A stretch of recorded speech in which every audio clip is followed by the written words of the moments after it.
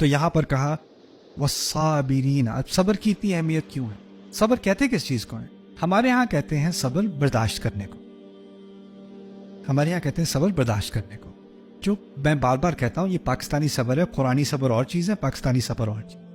قرآن والا صبر کیا ہے کہ جو آپ صحیح کام کر رہے ہو وہ آسان ہو، مشکل ہو، کوئی سپورٹ کرے، کوئی نہ کرے، کوئی اکیلا ہو، کوئی سب کے ساتھ ہو، کوئی کمزور اپنے آپ کو محسوس کرے، کوئی طاقتور محسوس کرے، کوئی فرق نہیں پڑتا. جو میں نے کرنا ہے وہ میں نے کرنا ہے. میں نے ہٹنا نہیں ہے، میں نے پیچھے نہیں ہٹنا، میں نے پیچھے قدم، میں نے آہستہ قدم لینا ہے لیکن قدم میں نے ضرور لینا ہے. میں نے بڑھتے چلے جانا ہے. اسے کہتے ہیں صبر. صبر کی اگر تصویر اپنے ذہن میں ایک کھینچنی ہے نا کہ آندھی چل رہی ہے، ریت آپ کی طرف منہ میں آ رہی ہے اور آپ قدم چلتے چلے جا رہے ہو، یہ صابر ہے. صابر ہے جو بڑھتا چلا جائے، پیچھے نہیں ہٹ رہا، وہ چلتا چلا جا رہا ہے. یہ ہے صبر کرنے والا.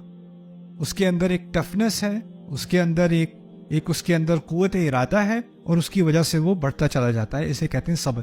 اس لیے صبر اور استقامت کے لفظ دونوں ہم اکٹھے استعمال کریں. صبر و استقامت. کیوں؟ کیونکہ اس میں اردو کے اعتبار سے اصل میں اس میں استقامت ہے. اصل میں استقامت ہے. اس کی اہمیت کیا ہے؟ فرض کریں کوئی اچھا تھا، اللہ پر ایمان لایا، اس کی کتابوں پر، رسولوں پر، فرشتوں پر، نماز پڑھی، زکوٰۃ دی، خیرات کی، لوگوں کا خیال کیا، وعدے پورے کیے، لیکن پھر ڈھیلا پڑ گیا. کس چیز کی کمی تھی؟ صبر کی کمی تھی. صبر کی کمی ہوئی تو وہ سارے جو اچھے کام کیے تھے، پازیٹو میں جا رہے تھے، وہ پھر بیکار ہونے شروع ہو گئے. کیوں؟ کیونکہ بعد میں جا کے میں نے بہت اچھے کام کیے تھے لیکن اب مجھ میں اتنا صبر نہیں ہے، مجھ سے نہیں ہوتا، بہت ہو گیا، بہت ہو گیا. یہ کیا ہے؟ صبر کی کمی. میں مردوں اور عورتوں میں صبر کی کمی مختلف طریقوں سے آتی ہے. میں آپ کے بارے میں ایک بات بتاتا ہوں، میں نے بہت دفعہ سنی ہے. مجھے کہتا ہے میں بہت نماز وغیرہ، میں نے سوچا میں نماز پڑھنا شروع کروں، اور مجھے خیال ہوا کہ میں جاؤں اور میں اٹینڈ کروں اور میں کچھ سیکھوں. تو میں وہاں پہ گئی، پہلی دفعہ میں نے پردہ کیا اور میں نے نماز پڑھی، اور پیچھے سے کسی نے مجھے کہا آپ نے نماز غلط طریقے سے پڑھی ہے. پھر میں نے کہا بس میں یہاں واپس نہیں آ سکتا. اتنے ججمنٹل لوگ ہوتے ہیں، یہ اتنا مجھے جج کیا ان لوگوں نے، میں اب نہیں آ سکتی یہاں پہ. کیونکہ اس اتنا بڑا فت مجھے کیسے کہہ دیا انہوں نے، یہ کتنی بے ترتیب سے اس نے مجھے کامنٹ مارا.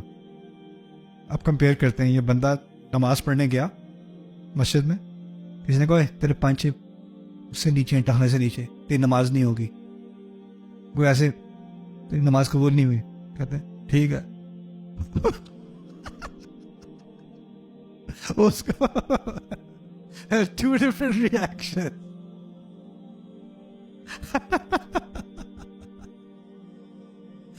کوئی فرق نہیں پڑا.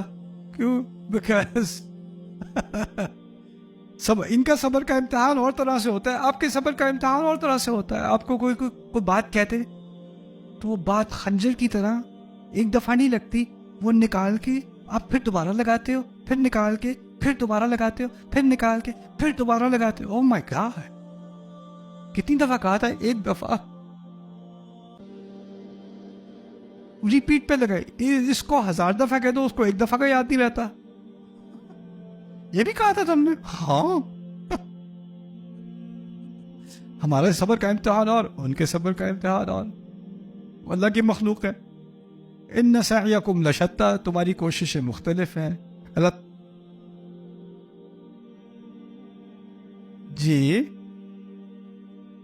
جی حکم تو ایک ہی ہے لیکن اس کا امتحان مختلف ہے نا. حکم تو ایک ہی ہے، نماز کا بھی حکم ایک ہی ہے، زکوٰۃ کا بھی حکم ہے، صبر کا بھی حکم ہے، احکام تو ایک ہی ہیں.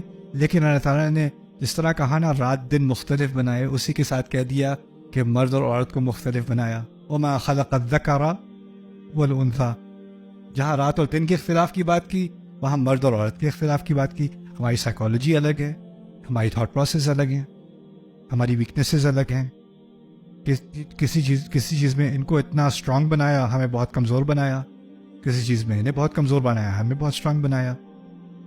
یہ اللہ تعالیٰ کا نظام ہے، اس نے یہ بنایا. لیکن اصل چیز یہ ہے کہ انسان جتنا بھی اچھا کر لے، اگر صبر نہیں ہے نا تو وہ ساری اچھائی پہ وہ خود ہی پانی پھیر دے گا.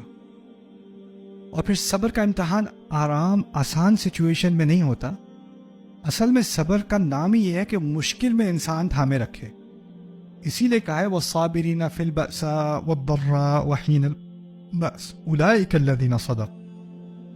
تو پھر یہاں پر نا وَأُولَٰئِكَ هُمُ الْمُتَّقُونَ، انہوں نے واقعی سچ کا حق ادا کیا ہے اور وہی ہیں تقوی والے. اللہ تعالیٰ ہمیں ان میں سے بنائے. آمین یا رب العالمین.